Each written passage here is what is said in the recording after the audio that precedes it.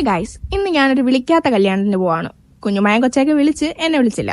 ആദ്യത്തെ കലാപരിപാടി ഇവളുടെ ഒരു മേക്ക് ഓവർ ചേഞ്ച് ആണ്. ഇവക്കൊരു ഡ്രസ്സ് മേടിക്കണം. അതുകൊണ്ട് നമ്മൾ ആദ്യം ഒരു ഷോപ്പിൽ പോയി അവൾക്ക് ഡ്രസ്സ് എടുത്തു. അങ്ങനെ അവിടെ വെച്ച് തന്നെ അവളെ ഞങ്ങൾ ഡ്രസ്സൊക്കെ ഇടിച്ച് ചുൻട്രിയാക്കി. ഇപ്പൊ ഒരു പ്രിൻസസിനെ പോലെ ഇല്ലേ എന്റെ കുട്ടി. എന്നിട്ട് എല്ലാത്തിനും എടുത്ത് വണ്ടി കയറ്റിയിട്ട് ഓഡിറ്റോറിയത്തിലോട്ട് പോയി. അവിടെ ഉള്ള ആർക്കും എന്നെ അറിഞ്ഞൂടാ, എനിക്കും ആരെയും അറിഞ്ഞൂടാ. എന്തിനു വന്നു എന്ന് വരെ ഞാൻ ചിന്തിച്ചു പോയി ഗൈസ്. ഈ ചേട്ടൻ സ്റ്റേജിൽ കയറി പാട്ടൊക്കെ പാടുന്നുണ്ടായിരുന്നു. പിന്നെ അടുത്ത കലാപരിപാടി എന്താ? ഫുഡ് കഴിക്കാൻ. യെസ്, ഞങ്ങൾ അങ്ങോട്ട് പോയി. അവിടെയും പ്രധാന കലാതിലകം നമ്മുടെ കുട്ടി തന്നെയാണ്. ഫുഡ് കൊടുക്കാത്തത് കൊണ്ടുള്ള ദേഷ്യം കൊണ്ടാണോ ആവോ, അവൾ അവിടെ ഉണ്ടായിരുന്ന പേപ്പറൊക്കെ വലിച്ചു കീറി വായിൽ വെക്കുണ്ടായിരുന്നു. അടുത്തതേ ഇവർ കുഞ്ഞുമാടെ രണ്ടാമത്തെയും മൂന്നാമത്തെയും പ്രോപ്പർട്ടിയാണ്. ഏറ്റവും താഴെ ഉണ്ടായിരുന്ന നാലാമത്തെയാണ് നമ്മൾ നേരത്തെ കണ്ടത്.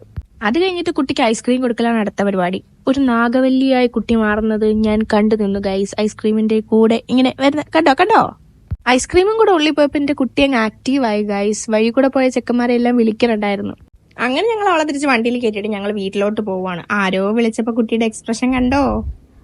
ഇത് മൂന്നാമത്തെ പ്രൊഡക്റ്റ് ആണ്. അവന്റെ ചിരി നോക്ക് ഗൈസ്. വാവ്. അപ്പം ഇത്രയുള്ളൂ ഗൈസ്. ബൈ, ടാറ്റാ.